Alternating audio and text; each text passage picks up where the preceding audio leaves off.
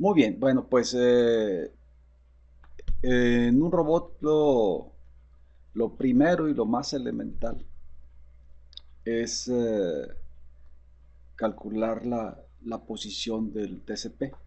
Si bien es cierto que es importante pasos, digamos, previos a eso, como tener en observación, en tracking, cada una de las articulaciones, qué sé yo. La aplicación más elemental es la de que el robot tenga una posición. Y bueno, hay que recordar lo que habíamos platicado en clases anteriores, en donde en cada articulación existe un sistema motriz y también un sensor de posición, ¿no? De posición de la articulación. Y de esta manera, a través del sistema de control del robot, es posible llevar a la articulación, moviendo el motor a una posición deseada, ¿no? Eh, la, la siguiente filmina muestra, digamos, una foto del robot de laboratorio que desafortunadamente por cuestiones ahorita de la contingencia pues no podemos hacer prácticas con él. Pero también un screenshot acerca de los datos de cómo están construidas las articulaciones, en donde hay los sensores de posición, los encoders, pues tienen una constante y todos ellos están construidos, todas las articulaciones están construidas con el mismo encoder, entonces el mismo encoder para todos los casos, o el mismo modelo de encoder, por lo tanto las constantes de transformación se muestran en el manual. Eh, es necesario recordar que el manual de este robot está puesto aquí en la página de internet, en algún lugar, déjenme ver, por aquí debe de andar. Aquí está. Es en donde están las direcciones de internet de utilidad para la clase. La primera de ellas es un archivo PDF en donde ustedes podrán tener acceso, digamos, a información variada del robot. Pero bueno, en tal caso, la idea es de que en cualquier robot pues debe de existir información acerca de cómo es la parte de la construcción de las articulaciones. Eh, Vean ustedes estas tapas amarillas que están aquí. Son cubiertas. Estas cubiertas, desatornillándolas, permiten tener acceso a un sistema motriz. Esto es, hay una pequeña transmisión en esta parte aquí, compuesta para el caso de este robot por bandas dentadas, qué sé yo, esas cosas. Y obviamente que toda la construcción le pega mucho a cómo nosotros podamos o cómo el control pueda recibir los datos del encoder, ¿no? De cualquier manera, eh, para una posición de robot dada, por ejemplo esta posición que se muestra aquí, es posible a través de la consola o del Teach Pendant interrogar al control para solicitarle que nos muestre los valores numéricos de los encoders para esa posición, sin moverlo, sin nada, simplemente, a ver, dame los valores que tienes tú ahorita ahí. Y con información como esta y un poquito de deducción, podemos sacar conclusiones acerca de este robot. Por ejemplo, vean ustedes, estas son eh, muy fellitas capturas de pantalla de esa interrogación. Aquí en el lado izquierdo de la pantalla, digamos en la primera de las figuras que ven ustedes ahí en su pantalla, vean ustedes que se le dio al robot el comando home y se estableció, se corre la rutina de referencia de manera automática eje por eje en una secuencia que está contenida dentro del control del robot. Y bueno, y después de eso, cuando termina, entonces ya es posible mover el robot Y aquí, como se ven a continuación, con el comando de teach, es posible interrogar los valores de coordenadas cartesianas que tienen una posición determinada. Bueno, también en este otro captura de pantalla que está acá, el otro screenshot, vemos que es posible mover el robot en modo de juntas. Mover las juntas significa mover las articulaciones por separado, utilizando por supuesto el teclado externo. Y simplemente vean ustedes que aquí se utilizó el comando de movimiento en modo manual para las juntas.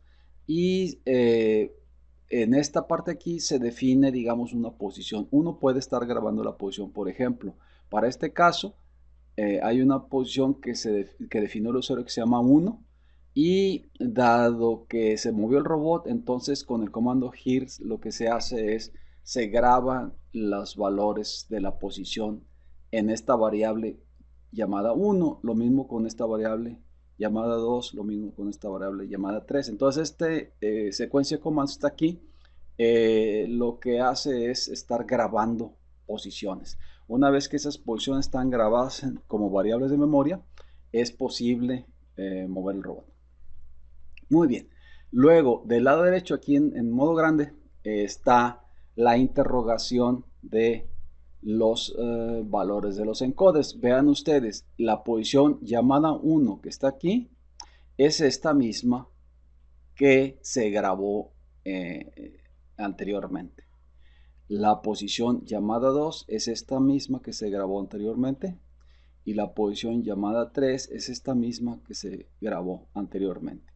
Aquí este listado de pantalla que nos da el control nos muestra algunas otras posiciones que no se notan aquí en la captura de pantalla del lado izquierdo, como la posición 4 y la posición 5. Pero baste decir lo siguiente: es posible a partir del comando, de un comando, ¿verdad? Que en realidad no es necesario aprenderse ni mucho menos, pero en este caso se llama listpb, y luego el nombre de la posición. Entonces el control arroja sobre la pantalla los valores numéricos de la posición. Por eso está la nota aquí. El comando listpb despliega las coordenadas de la posición. Muy bien. Hasta aquí pues todo no es otra cosa nada más que una secuencia de comandos para usar el robot. Pero adicionalmente podemos nosotros sacar algunas conclusiones. Vean ustedes que esta parte de aquí es el listado de valores numéricos de la posición 1.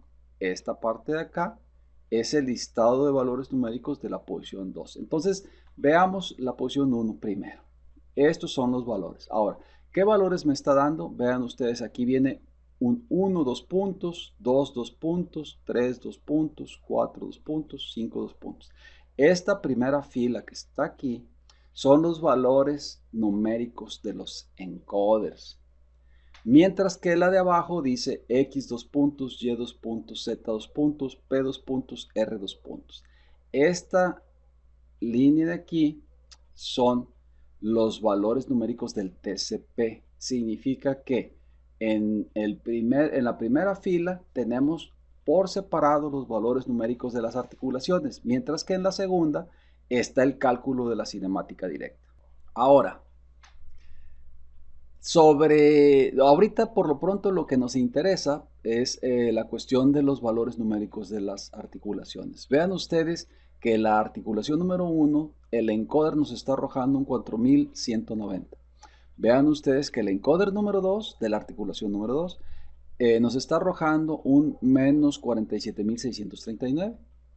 Y vean ustedes que el otro encoder de la articulación número 3 nos muestra un 29.738. La articulación número 4 nos da un 41.789 y la articulación número 5 nos da un 51. Estos son los valores de los encodes de cada una de las articulaciones. Por la posición que tiene el robot nos están mostrando estos valores. Pero lo interesante de esto es primero notar que las articulaciones, como por ejemplo aquí la 2, me está mostrando un número negativo. ¿Qué significa? Bueno, significa que cuando menos la articulación número 2, su punto de referencia para el cálculo de los pulsos del encoder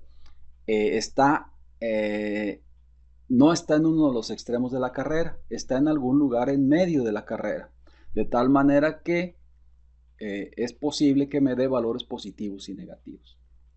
Hay que recordar que los encoders que se están siendo utilizados en este robot son encoders de tipo relativo. Por eso es que a la hora de encender el robot necesito correr la rutina de referencia, que en este caso sabemos se llama home. La rutina de referencia, que es lo que se muestra aquí, lo que hace es inicializar el conteo de los encoders. Una vez que están inicializados, yo puedo mover el robot como se mostró aquí abajo y grabar posiciones. Y una vez hecho eso, yo puedo sacar un listado de las posiciones. Entonces, vean ustedes que los valores de referencia de la carrera de una articulación en particular no necesariamente están en el extremo de la carrera de la articulación. Y eso lo que hace es de que el encoder me da valores positivos o me da valores negativos. Lo siguiente que tienen que ver es la cantidad de números que hay aquí. O sea, por lo pronto este encoder tiene 4000 pulsos. Pero este encoder tiene 47.000 pulsos. Este tiene 29.000 pulsos. Este tiene 41.000 pulsos. Yo no puedo saber, pero lo puedo inferir de cuántos pulsos tiene cada una de las articulaciones.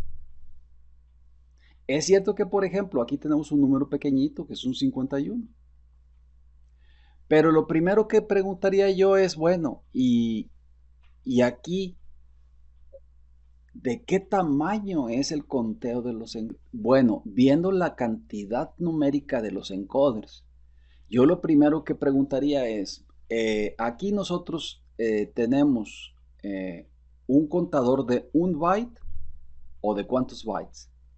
¿Cuántos bytes podrían ustedes calcular que tenga el contador de este encoder? O sea, nuestro principal problema es de que nosotros aquí, es cierto que sabemos la constante del encoder, que para este caso, fíjense ustedes, es 2048. O sea, los encoders que tiene este robot son encoders pequeñitos. Tiene 2048 pulsos por revolución, por eso te están dando esta constante aquí en el manual. El único problema con esto es que el encoder no está acoplado directamente al ángulo de la articulación, sino que tiene una transmisión, que es lo que se encuentra aquí en esta tapa amarilla. O sea, tú nunca puedes contar con que los encoders estén directamente acoplados a la articulación. Eso prácticamente no sucede. Normalmente, los encoders cuando vienen acoplados, están acoplados al motor. De hecho, muchas veces te venden ya, el fabricante del motor, te vende el motor ya sea con doble flecha, una flecha hacia adelante para el impulsor motriz y la flecha trasera, que es continuación de la de adelante, para acoplar el encoder, o de hecho, inclusive en muchos casos, te venden ya la unidad motor encoder en una sola pieza, en donde en la parte trasera del motor viene acoplado el encoder. Entonces, normalmente el encoder lo que está midiendo es el movimiento del motor. El motor nunca está moviendo la articulación directamente. Ahí normalmente siempre tiene que haber una transmisión, por cuestiones de par, pero también por cuestiones que tienen que ver con el rango de trabajo de la articulación. Entonces, a plata limpia, aquí nosotros estamos viendo que tenemos un encoder de 2048 pulsos por revolución. Si esto estuviera acoplado directamente, esta articulación de aquí, por ejemplo, pues sabemos que no se puede mover 360 grados, pero en el peor de los casos, supongamos que sí se mueve 360 grados, el máximo valor de conteo que podía tener ese encoder sería 2048, porque si no ya estaríamos hablando de más vueltas. Muy bien. Y sin embargo, por esta filmina nosotros sabemos que esto no es posible. ¿Por qué? Porque este valor, cuando menos el del encoder 1, ya anda en 4190. O sea, ya casi duplica el valor Bueno, lo duplico porque son 1024, 1048, 4096, ¿no? Entonces ya se pasó. Significa que, por supuesto, pues aquí hay una transmisión. Luego entonces, la pregunta es, ok, entonces para el movimiento de esa articulación, ¿hasta dónde llega este contador? Y esa es la pregunta. Mira, por ejemplo, la número 3, ya anda en 29,000. O sea, de entrada, ahí ese número ya es muy grande. Sabemos entonces que la cantidad de bytes que se utiliza para contar tiene que estar acorde con el sistema encoder transmisión, ¿verdad?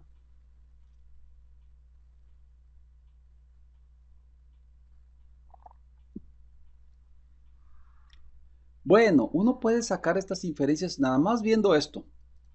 Miren ustedes, si yo tengo un contador de un byte, vean ustedes aquí son 8. 1, 2, 3, 4, 5, 6, 7, 8 bits. Este es un contador de un byte. Si yo lo utilizo así tal cual, me da un rango de conteo de 0 a 255. Ahora, pero nosotros sabemos por cuestiones de este screenshot que hay números negativos. Por lo tanto, nuestro contador, el bit más significativo lo tenemos que poner asignado. Entonces, quito este porque está asignado y este rango de un byte me da un conteo máximo entre más o menos 127. Y bueno, sabemos que con 127 no nos alcanza para hacer estos conteos de números que tenemos aquí. Luego entonces, tal vez sea de 2 bytes. Si yo estoy utilizando 2 bytes sin signo, me da de 0 a 65.535, pero yo lo necesito asignado. Entonces mi rango de trabajo con 2 bytes se va a más o menos 32.767. Ahora bien, vean ustedes que aquí hay números mayores a 32,000. Por ejemplo, aquí tenemos un 47,000. Por lo tanto, no puede ser un sistema de 2 bytes. Ahora, el crecimiento es 2 a la n. Entonces, de 1 pasamos a 2 y de 2 pasamos a 4. Entonces, tenemos un sistema de 4 bytes. No lo podemos dejar sin signo porque necesitamos que la variable sea asignada. Por lo tanto, tenemos un sistema de 4 bytes con el bit más significativo como el signo. Y eso me da un rango de trabajo de conteo de 2.147 millones 483.647. Y es con este rango de trabajo que tenemos aquí de 4 bytes, nosotros cubrimos cualquier número que veamos aquí. Ahora, ustedes me podrán alegar y decir, ok, pero ¿cómo yo sé que si sigo moviendo el robot, no vaya yo a encontrar aquí un número que sea mayor a este que está aquí así? Pero casi podemos intuir que no, que con este tamaño es más que suficiente. De cualquier manera, este sería el tamaño mínimo del conteo de los encoders de ese robot en particular. Luego entonces, nosotros tenemos 4 bytes. Aquí tenemos 1 byte, 2 bytes, 3 bytes, 4 bytes. Tenemos una variable de 4 bytes. Que para nuestro caso de Windows en las computadoras, por supuesto que el robot no tiene el sistema operativo de las computadoras, no tiene Windows 10, pero en el caso dado, este valor es el de un entero sencillo. O sea, en nuestras computadoras actuales, que son con bus de datos de 64 bits, ya tenemos enteros simples de 4 bytes. Lo cual entonces me invita a pensar que tal vez el robot tenga 4 por cada articulación. Luego entonces, aquí hay 4 bytes, aquí hay 4 bytes, aquí hay 4 bytes, aquí hay 4 bytes y aquí hay 4 bytes en el peor de los casos. Ahora noten ustedes que son aquí 4 por 5, son 5 articulaciones. Muy bien, entonces tenemos como conclusión casi que para el caso de este robot, nosotros tenemos este encoder que tiene 2048 pulsos por revolución, que es de tipo relativo, y que el control, a través de estos cables que se ven aquí, el control lleva el conteo de esos encoders en variables de 4 bytes. Por lo tanto, al tener 5 articulaciones este robot, en el peor de los casos tenemos 4 por 5, 20 bytes. Esto significa que la posición 1 que nosotros estamos viendo aquí ocupa 20 bytes de memoria. La posición 2 ocupa otros 20 bytes de memoria. La posición 3 ocupa otros 20 bytes de memoria, etc. Porque no se necesita más, salvo el conteo de los encoders. Ahora, ¿cómo hago que de la posición 1 vaya a la posición 2? Bueno, vamos a suponer que la posición 1 es la posición actual del robot.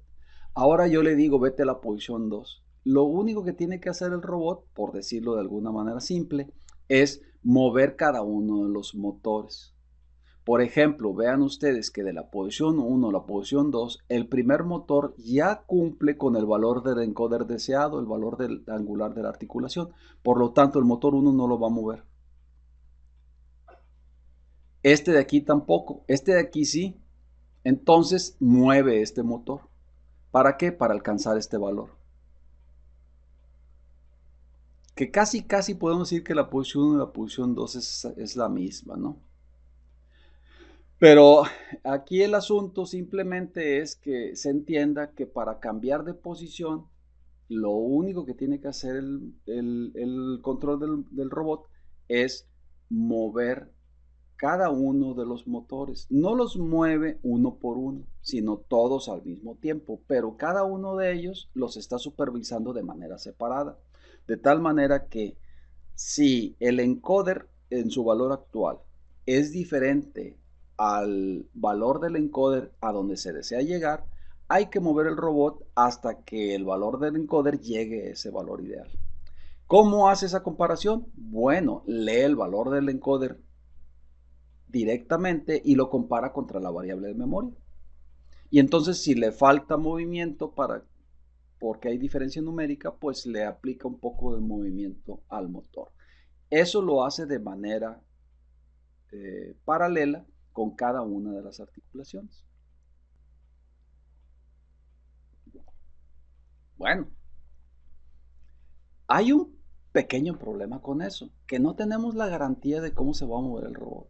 Esto es, si yo tengo mi robot aquí así, y yo deseo que llegue acá, entonces, pues el robot va a empezar a mover cada uno de los motores para poder llegar a esa posición. Pero si yo estoy acá y quiero llegar a esta posición, entonces ahora tiene que mover los motores en otra cantidad de movimiento. Eso hace que yo no tenga ninguna garantía de cómo es que va a llegar, o sea, cuál es la forma de la trayectoria. Pues el robot se puede estar moviendo así, o se puede estar moviendo así, o se puede estar moviendo así. El asunto es que llegue aquí. Y eso es lo único que se está supervisando. Esto es, un movimiento a una posición me garantiza en un robot que la cadena cinemática llegue a esa posición, pero no me garantiza cómo es que lo logra. Entonces igual se puede ir mariconeando todo el tiempo hasta llegar a la posición deseada. ¿De qué depende si no hace esto aquí así? Bueno, depende de cómo esté construido por dentro el algoritmo de movimiento.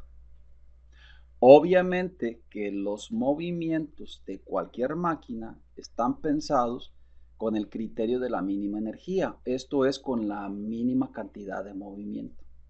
Entonces, si la articulación 1 no se debe de mover, no la mueve y nada más mueve a lo mejor la del codo para llegar a la posición. Bueno, pero la programación basada en puntos es muy útil. Ciertamente hay muchas aplicaciones de trayectoria que no podemos conseguir del todo utilizando un criterio de llegar a una posición determinada. Es la forma más fácil de programación de un robot y muchos robots están construidos con esa filosofía. De tal manera que siempre es necesario tener posiciones y la cuestión nada más es irle diciendo al robot, muévete a la siguiente posición, muévete a la siguiente posición, etc. ¿Qué aplicaciones no puedo yo hacer con una filosofía de programación de esa naturaleza? Bueno, por ejemplo, la pintura. A lo mejor en algunos casos inclusive la soldadura. ¿Por qué? Pero la pintura es todavía más crítico. El asunto es de que la pintura es un problema de trayectoria. Tiene que ser una trayectoria continua y suave y siempre tiene que ser a una distancia constante del objeto que va a pintar. Ahí la manera en cómo el robot se está moviendo es crítica. Si se mueve con diferentes velocidades, con una velocidad que no sea constante, entonces la pintura me va a quedar en algunos lugares muy delgadita y en otros lugares me va a quedar muy gruesa o a lo mejor hasta gotea. Muy bien. Pero una soldadura por puntos, por ejemplo, es perfectamente programable con una filosofía basada en puntos. Lo único que tiene que hacer el robot es pues no chocar. Y yo me puedo asegurar de que no choque programando posiciones intermedias simplemente para que no colisione con ningún objeto alrededor. Y estar llevando el robot de posición en posición. Y con esto garantizar simplemente que se haga la chamba, porque al final de cuentas el proceso de manufactura en donde el robot está involucrado, que es de soldadura por puntos, lo único que se necesita es que el robot alcance la posición. Se alcanza la posición y luego ya después suelda. Cuando tú compras el robot ya se sabe mover. La cuestión aquí es la siguiente. Digamos que robots profesionales te dividen en grupos de comandos de movimiento. Entonces tú tienes un conjunto de comandos de movimiento para moverte por puntos. Otro grupo de comandos de movimiento para moverte de manera lineal. Otro conjunto de comandos de movimiento para moverte de manera circular. Y tú como ingeniero, pues tienes que saber elegir cuál es el grupo que te conviene y después de ese grupo, cuál es el comando que te conviene. Y entonces utilizar ese comando en tu código de programación.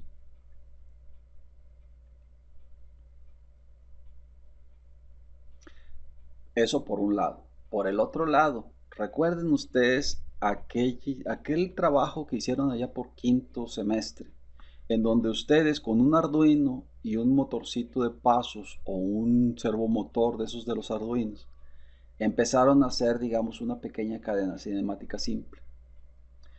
Bueno, aquel proyecto lo que hacía era pues un motor que se movía, ¿verdad? Y como el motorcito tenía acoplado ahí una barrita, pues parecía aquello un robot, pero no lo es, puesto que tu control interno no lleva este tracking de conteo, de cálculo. O sea que cada vez que hagas un proyecto de esa naturaleza, tendrás que estar pensando en meter estos algoritmos, que si bien es cierto que cuando tú compras un robot ya vienen ahí, cuando tú estás construyendo un robot, pues los tienes que diseñar, aunque ese robot sea con un Arduino y un servito, ¿verdad? Un servo. Porque de otra manera no podría llamarse a eso robot, ¿verdad? Sería un motor moviendo un mecanismo solamente. Un poco así es, nada más que hay un detalle que es necesario decir. Las computadoras están, digamos, como es un producto de consumo muy alto, las computadoras ya están, digamos, más normalizadas. Esto es muy sencillo que tú te encuentres una computadora, no importa si sea Apple o de Windows o de lo que sea, digamos, con el teclado que se parece mucho. Aún inclusive de entre una Apple y una de Windows, el teclado tiene variantes, pero poco más o menos se parecen un montón. Sin embargo, a la hora de estarlas operando, tú empiezas a encontrar pequeñas diferencias del diseño del sistema operativo. Bueno, con los robots es todavía peor el asunto.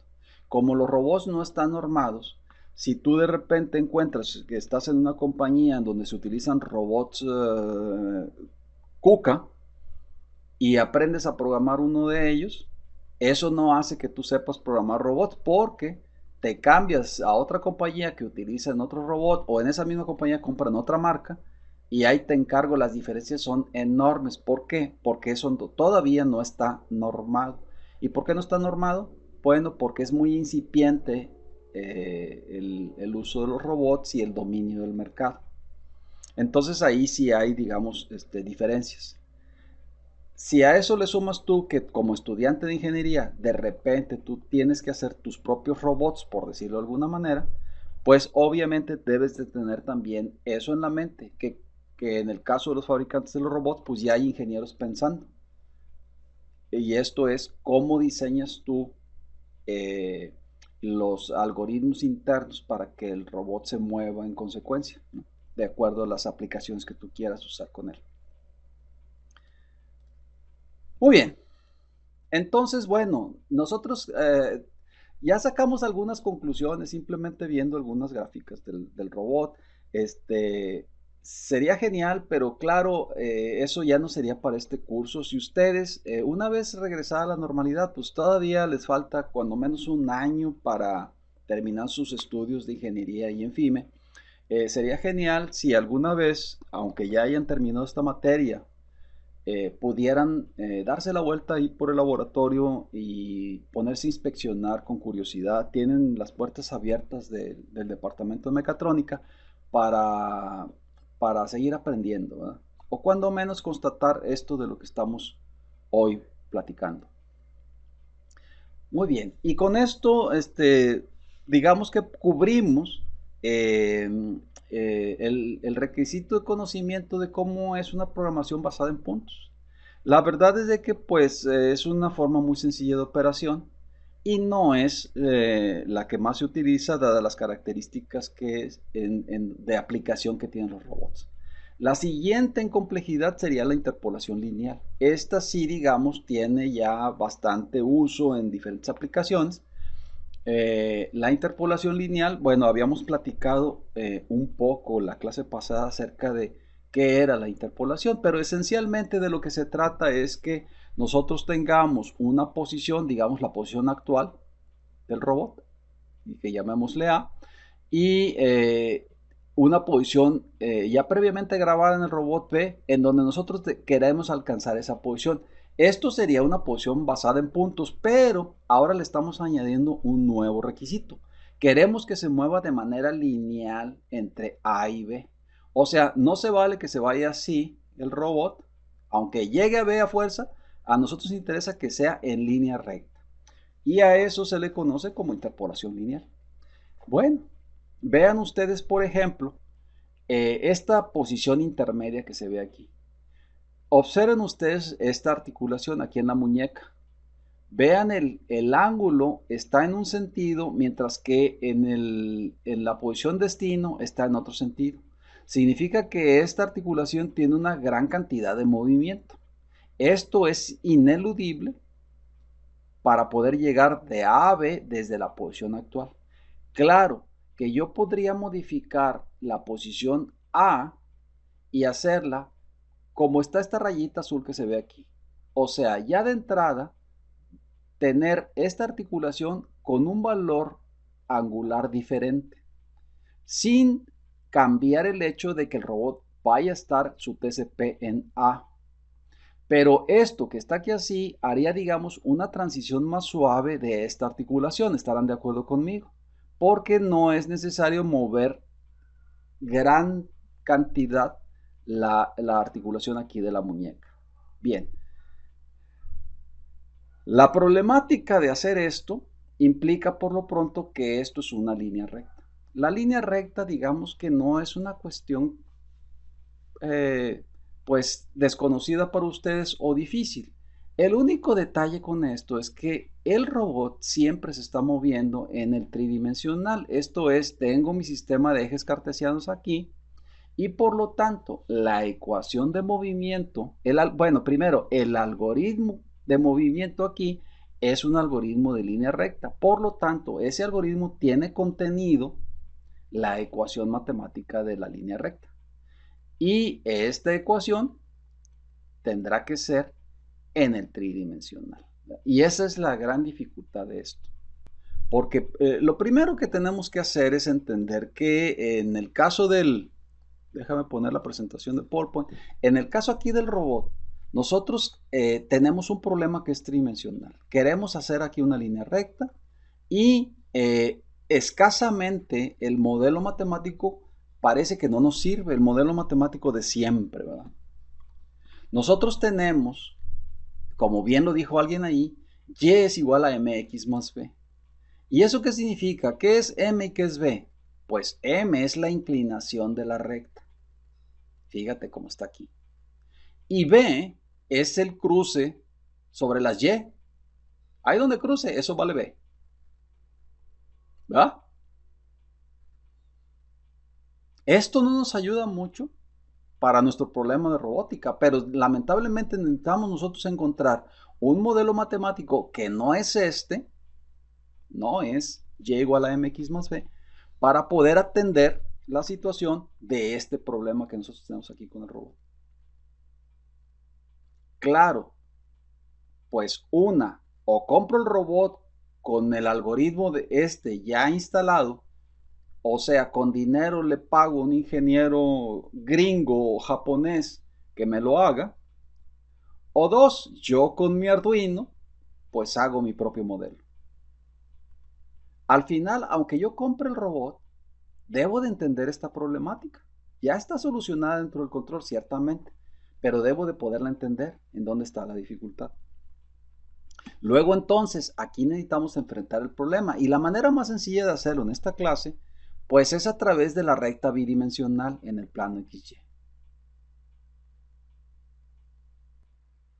Tomar como punto de origen del conocimiento la recta en 2D y llevárnoslas a 3D, ¿no? O sea, vean ustedes este video que tengo aquí.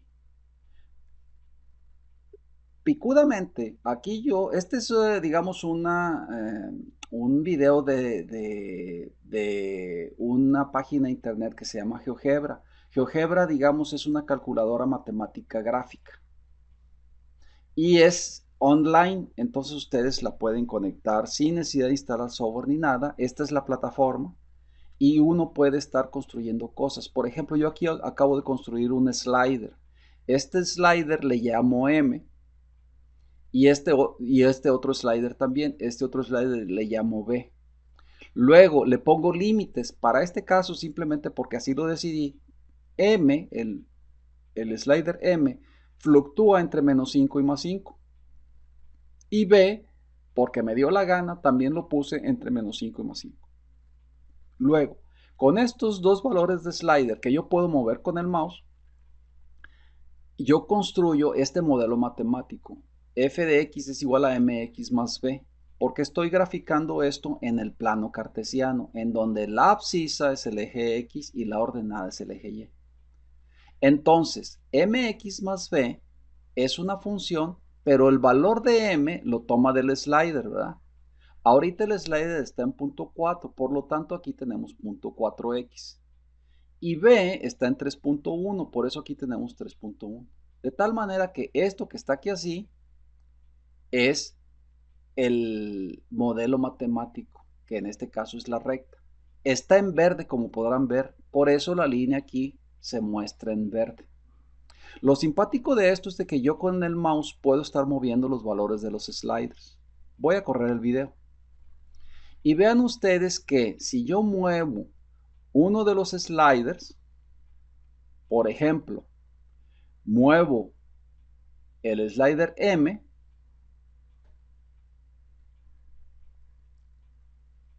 entonces le cambio la inclinación a la recta. Y si muevo el slider B, cambio la altura de la recta. Esto es, cambio en dónde está cruzando. Vean ustedes aquí cruza por 2 puntos y algo, que es el valor que tiene B 2.1, lo que se ve aquí. Entonces yo puedo estar moviendo los sliders simplemente para inspeccionar la recta, tal y como nosotros la conocemos de primer semestre. Y aquí no nos vamos a meter con álgebra lineal, ni matrices, ni nada de eso. Es nada más de sentido común. Luego, vean ustedes lo siguiente. B, el valor de B, yo lo puedo ver como un punto. Yo lo puedo ver como un punto. ¿Cuál es ese punto? Bueno, sabemos que por definición B es el cruce de la ordenada, de la línea por la ordenada, que está aquí. Pero también lo puedo ver como que si fuera un punto. No es lo mismo, pero es igual.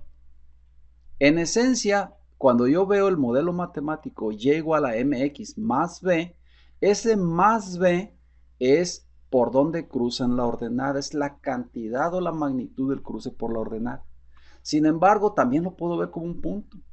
Este punto tiene coordenadas 0 en X y B en Y. Por lo tanto, vean ustedes aquí cómo está.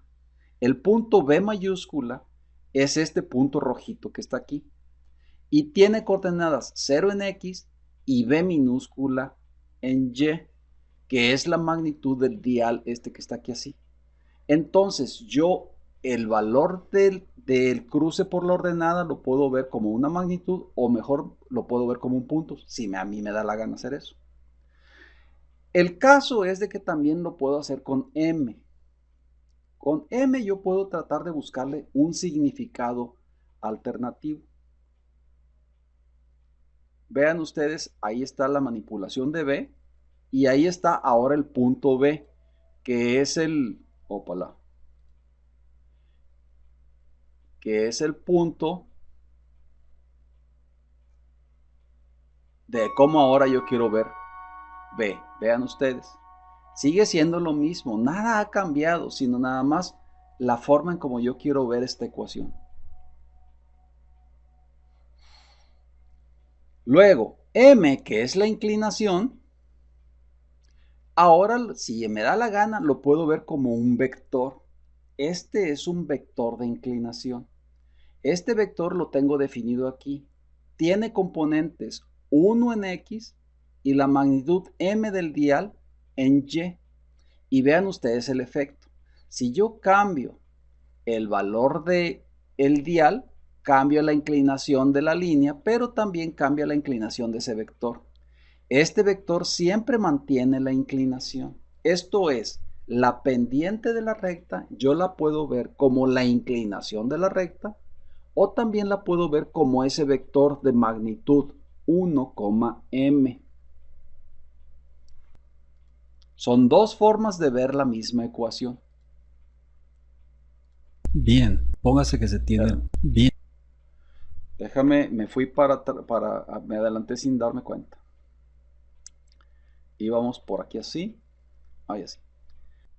¿Qué es lo que te estoy mostrando yo? Te estoy mostrando que la pendiente de la recta la puedes ver como un vector y que el cruce de la ordenada la puedes ver como un punto. Tú podrás decir, pero si es lo mismo, sí, pero no es igual. Y eso nunca nadie te lo había dicho. Entonces, pues se le llama unitario porque fíjate sus componentes, aquí están, valen menos que 1. En el peor de los casos, el tamaño más grande de esto es 1. Siempre la magnitud, o sea, 0.67 al cuadrado más 0.74 al cuadrado raíz me da igual a 1. Por eso se le llama unitario, o sea, es un vector chiquito. ¿Para qué queremos vectores chiquitos? Pues porque me van a apuntar nada más hacia un lugar. Es como una brújula. Es una cosa pequeñita, pero es útil porque me apunta hacia un lugar. Este vector que está aquí así, este vector chiquito que está aquí, lo que me está diciendo es cuán inclinada está la recta. O lo que es lo mismo, si bien es cierto que la ecuación de la recta es y igual a mx más b, en donde m es la pendiente y b es el punto de intersección, y esto es lo que define una recta, también acabamos ahorita de encontrar otra definición de la recta.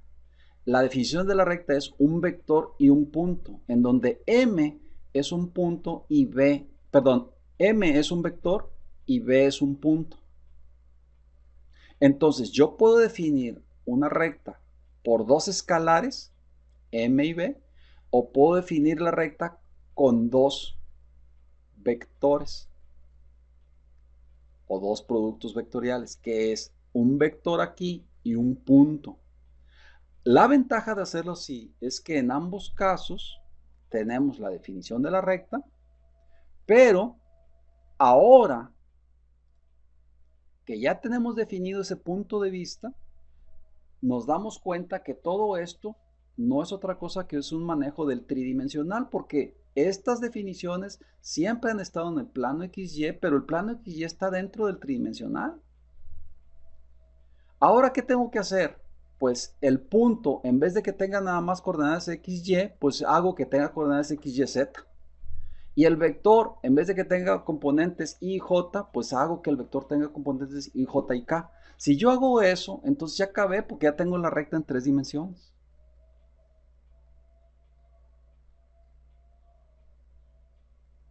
Y entonces ya tengo todo esto en 3 dimensiones, ¿no? Simplemente es agregar las componentes, la tercer componente a cada uno de estos dos elementos, tanto B como E.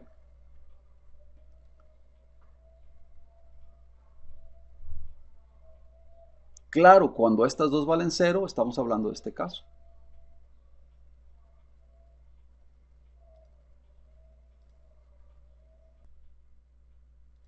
Bien, ahora veamos la ecuación del segmento recto en el espacio. Supóngase que se tiene el punto P en el espacio y el punto Q en el espacio. Nosotros queremos una trayectoria rectilínea entre P y Q. El vector que hay entre los dos puntos es Q menos P.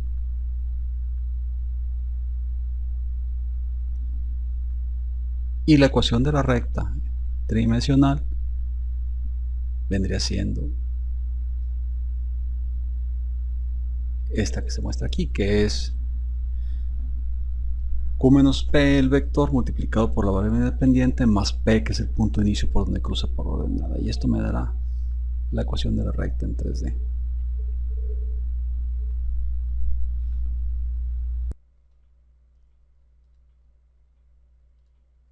Bien, vean ustedes lo siguiente. Esta ecuación que está aquí sigue la misma forma de Y igual a M, que ya sabemos que es un vector, por X, la variable independiente, más el B, que es el punto de cruce. Esta ecuación es exactamente la misma. Para poder sacar el vector que hay, pues simplemente resto las coordenadas de Q menos P.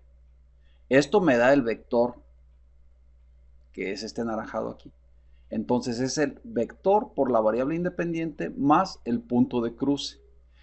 ¿Por dónde va a cruzar? Pues tanto por P como por Q, entonces pongo P. Esta ecuación es casi la misma de Y igual a mx más b. Pero la ventaja de esto es que este vector es tridimensional y este punto es tridimensional, por lo tanto, esta expresión que está aquí ya es tridimensional. Ahora vamos a verla matemáticamente. Voy a jalar MATLAB, lo voy a poner aquí. Vean ustedes lo siguiente. P vale en coordenadas 1, 2, 3. Entonces lo voy a escribir aquí.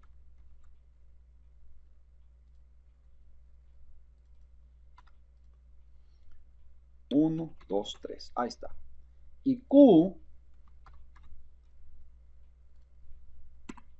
vale 5.21. ¿Por qué vale ese valor? No lo sé, no me pregunten por qué le puse esas coordenadas. 4.14, ¿qué es? 5.14. Y el otro es 6. Ahí está. Esto lo hago simplemente para copiar este mismo problema que tengo yo aquí en este espacio. Ok. Ahora, el vector le voy a llamar M al vector, pero M con mayúscula. Viene siendo AQ menos P. ¿Ah? Y entonces, el resultado de la evaluación de la ecuación, cualquier punto que yo quiera, esto es una función, o si quieren le llamamos f, es igual al vector que multiplica a mi variable independiente más el punto de cruce, que esto es muy similar a y es igual a mx más b. Es casi lo mismo, vean ustedes, excepto que este de aquí, este es en 2D y este es en 3D. Si quieren aquí le pongo 3D, ópala, 3D, 3D,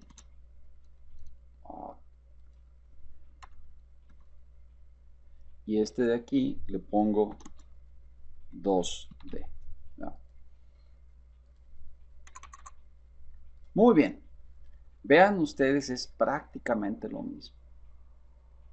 Ahora, este que está aquí así, que es esta misma ecuación, se le conoce como segmento de recta. Se le conoce segmento de... Y esta es esta es ecuación de la recta.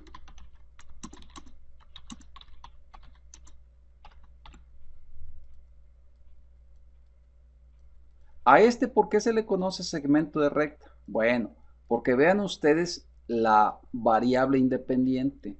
Cuando U es igual a 0,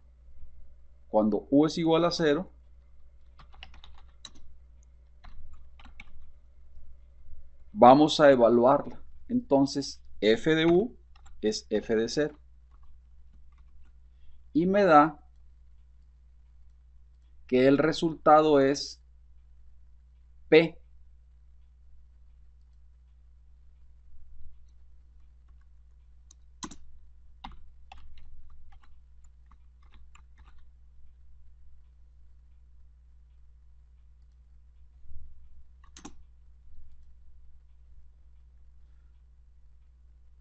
Y luego vean que cuando U es igual a 1, f de U es igual a Q.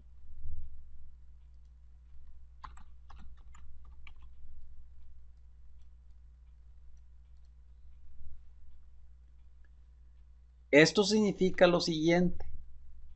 La variable independiente de esta ecuación es infinita. ¿Por qué es infinita? Porque U, no importa qué número agarre, 1.000.000, 3.000.000, lo que sea, me da un resultado calculable.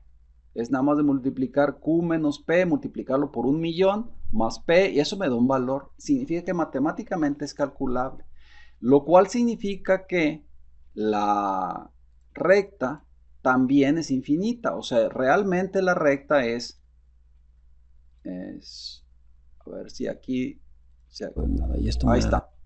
La recta realmente es infinita. Esta ecuación de aquí tiene cálculo entre más menos infinito, cuando U es igual a más menos infinito.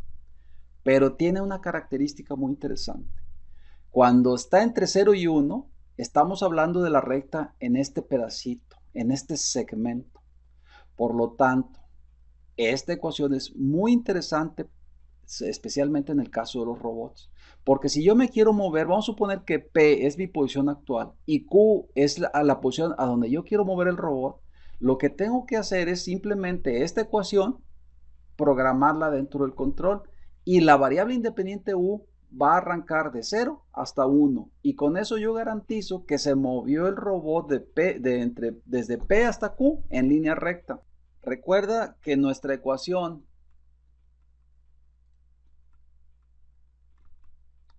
esta, y es igual a mx más b. Fíjate bien que esta ecuación es, primero, pues está en el plano, que ya sabemos todos, pero tiene una variable independiente que es x y una variable dependiente que es y. ¿Por qué? Porque está siguiendo la forma y es igual a f de x, en donde f de x es igual a mx más b. O sea, si yo lo quiero ver así,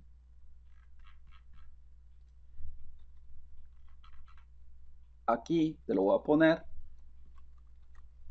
Aquí tenemos que y es igual a f de x, ¿verdad?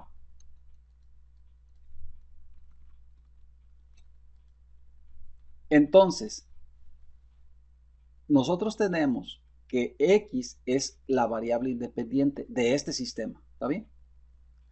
Ahora aquí el asunto es, para trasladar todo esto al tridimensional, yo lo que voy a hacer es poner un vector.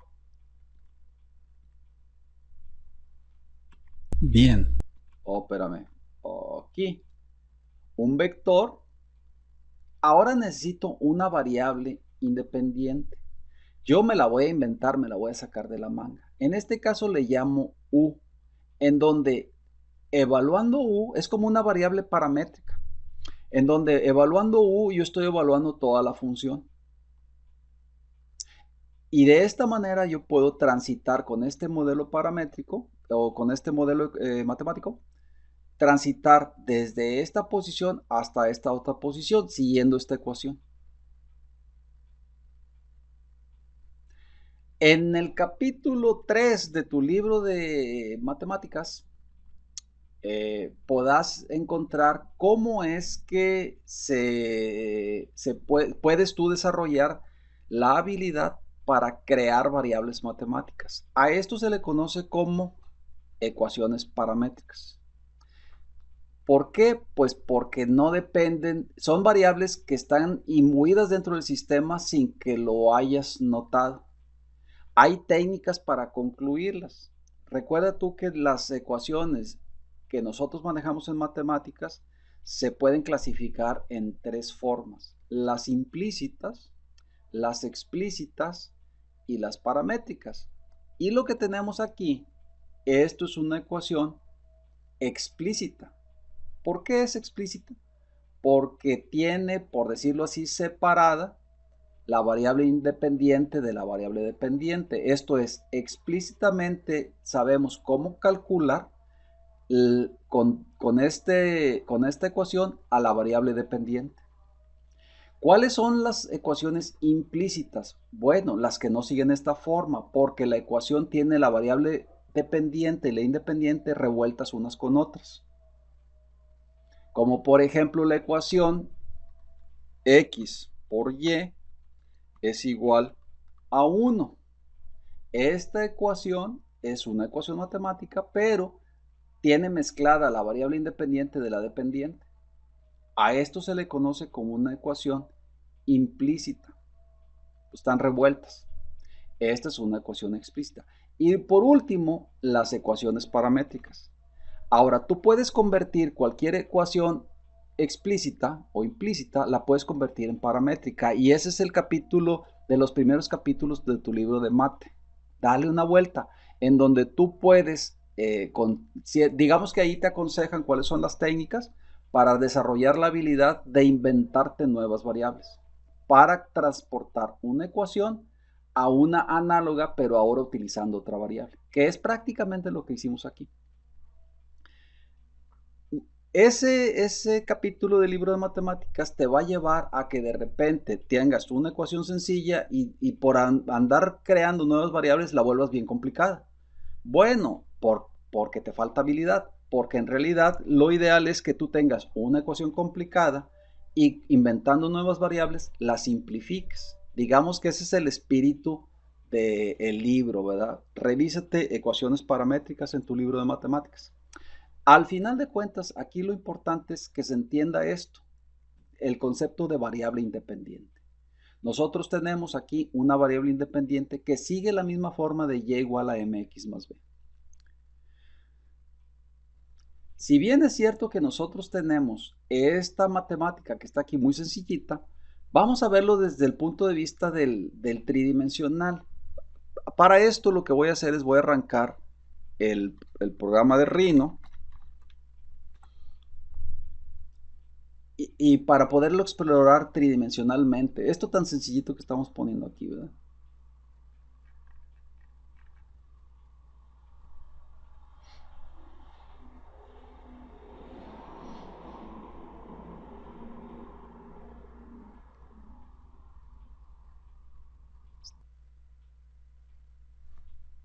Parece que todo en orden, ya jaló.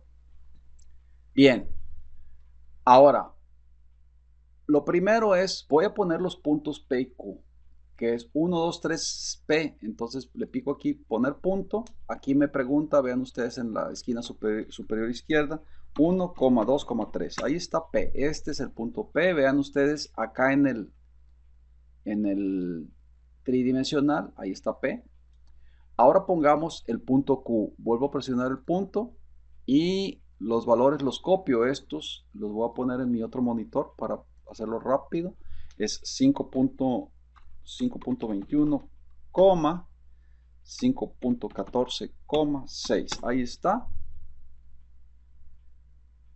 Ah, no lo tecleé. A ver, otra vez. 5.21, 5.14,6. Ahí está. Ahí están los dos puntos. Vean ustedes aquí. ¿Ya? Voy a magnificar esta. Ahí están los puntos.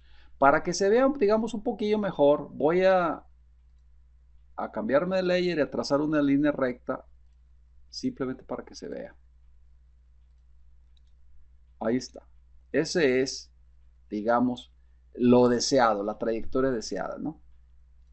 Luego, vamos a evaluar la función para comprobar si esta ecuación que tengo yo aquí, la voy a poner con amarillo para que se note, esta es la ecuación tridimensional de mi recta. Ahora lo que voy a hacer es, voy a evaluar para cuando f vale, por ejemplo, 0.25. Si yo evalúo para 0.25, me da este valor. Y estos valores los voy a poner en un nuevo punto. Déjame, voy a cerrar este aquí así para poner mitad y mitad, compartir esto aquí así. Ahí está. Entonces, voy a poner un nuevo punto y voy a copiar los valores 2.053, 2.053, 2.785, 3.75. Enter. Y vean ustedes en dónde está el punto. Y vean ustedes que sigue estando sobre la línea recta. Significa que esta ecuación sí me está dando una línea recta. Voy a hacer la evaluación para cuando la variable independiente vale 0.5. Voy a poner un punto otra vez acá. Pongo el punto. Es 3.105, 3.57, 4.5. Enter. Y vean ustedes que ahora este nuevo punto está exactamente a la mitad de la trayectoria, porque mi variable independiente vale 0.5. Ahora lo voy a poner a 0.75. Y estas coordenadas, vuelvo a poner un punto ahí. Poner punto 4.157, 4.355, 5.25, enter. Y vean ustedes que lo estuve haciendo de un cuarto en un cuarto, tal y como está haciendo la evaluación aquí. Ahí me la puedo llevar. Si yo quiero saber un punto a un tercio de la trayectoria, pues aquí entonces le pongo un tercio, ¿ah? O 0.33, que es lo mismo que 1/3. Y me da estos valores. Lo voy a hacer en este otro layer. Voy a poner el punto y digo 2.403, 3.047, 4 y le doy enter. Y vean ustedes que este es un punto a un tercio de la trayectoria. Entonces yo puedo siempre estar evaluando puntos sobre de esta línea recta. Entonces mis datos de entrada es mi posición actual, que es P, mi posición a donde quiero llegar, que es Q, y eso es todo. Y con ello construyo cualquier cantidad de posiciones intermedias que yo quiera, haciendo con este modelo matemático en donde mi variable independiente fluctúa entre 0 y 1. Hemos resuelto el problema de la línea recta en el tridimensional. ¿Preguntas hasta aquí? No, bueno, ahora, ¿cuál sería el siguiente paso? Ok, para este punto, yo ya sé que el robot aquí está. Pero voy a quitar este. Vamos a suponer que digo yo, ¿sabes qué? Voy a hacer puntos a intervalos regulares. A 0.25, 0.5, 0.75 y 1. Muy bien. Este punto de aquí, pues ahora lo que tengo que hacer es hacer cinemática inversa con el robot. Para la posición inicial, yo ya sé cuánto valen los valores de las articulaciones, porque mi robot ahí está. Entonces, ahora lo que tengo que hacer es una tabla. Entonces, yo lo único que tengo que hacer es una tabla. Yo voy a tener aquí el valor de el ángulo, vamos a decir el valor angular para la posición inicial P, o mejor dicho, para U igual a 0, para U igual a 1, para, perdóname, no 1, sino 0.25, para U igual a 0.50 y para U igual a 0.75. Y entonces calculo para esta posición cuánto vale mi ángulo. Vamos a suponer θ 0.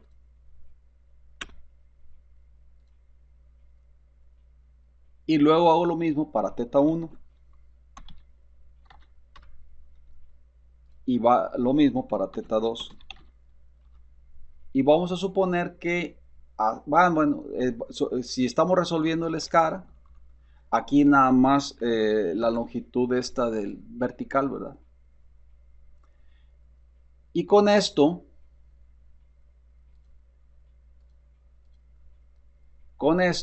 yo puedo saber para cada uno de los valores, hago cinemática inversa. Entonces hago cinemática inversa, calculo los valores de los ángulos y de la longitud. ¿Para qué? Para esta posición de θ 0, que es la de P. Y luego lo mismo lo hago para la de este punto de aquí. Este punto de aquí. Y luego, y lleno estos valores. Y luego ahora para este punto de aquí, que es el de punto 5, calculo los valores θ 0, θ 1 y L. Oh, chihuahua. Y luego, para este valor de aquí, punto 75, vengo y calculo los valores. Y finalmente, para U igual a 1, y entonces calculo yo los valores θ 0, θ 1 y L. Para este punto de aquí. De esta manera, ahora yo puedo revisar este conjunto de valores. Vamos a simular que aquí digo yo, bueno, para esta posición θ me dio a 30 grados, para esta me dio 35 grados, para esta me dio 33 grados y para esta me dio 10 grados y para esta me dio 20 grados. Haz de cuenta que estos son los valores de ángulo que tú sacaste de la primera articulación. Luego entonces es muy sencillo porque tú dices, ¿sabes qué? Estos valores angulares yo los puedo graficar.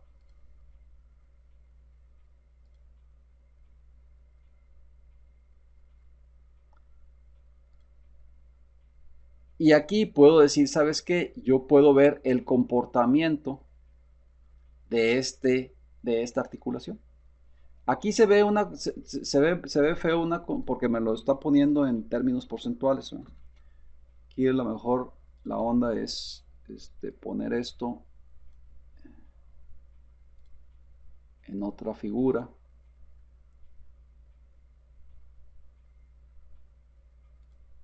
Y así. Ok. Esto que tenemos aquí son los valores de la primera articulación.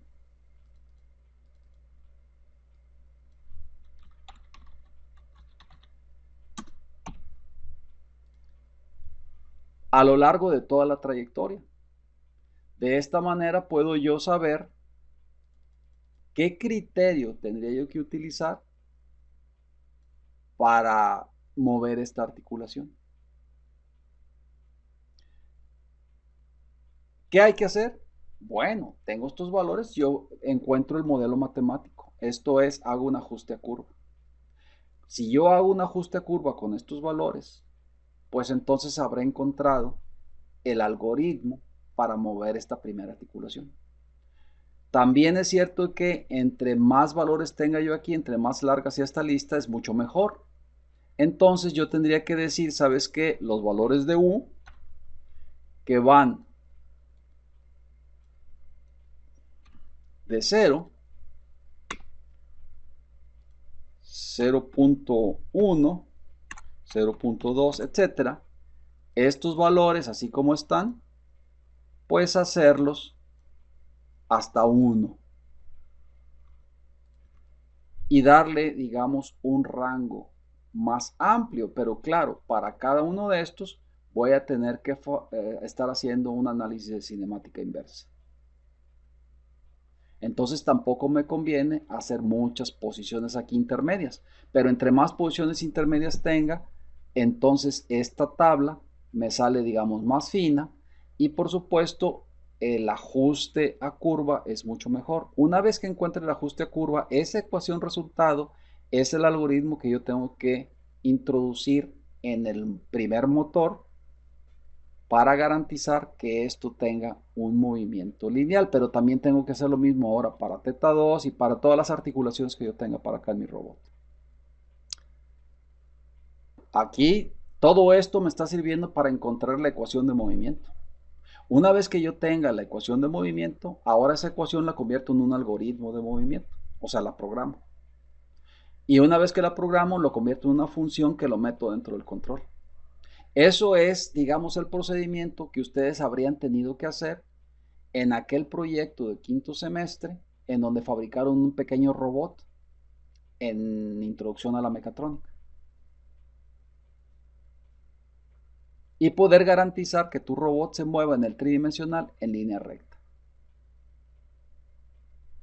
Que ese, digamos, es el siguiente paso de complejidad. Recuerda, el primer paso fue alcanzar una posición.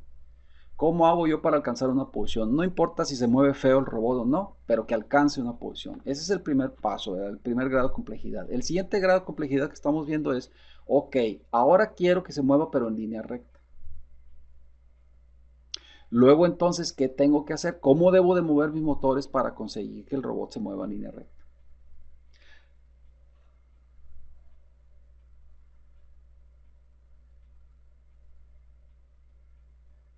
Y digamos que este es el procedimiento, que consiste en, primero, el modelo de la trayectoria, desglosado para un conjunto de cinemáticas inversas, y luego, articulación por articulación, sacar la gráfica para encontrar el modelo de movimiento de cada articulación, y ya acabaste.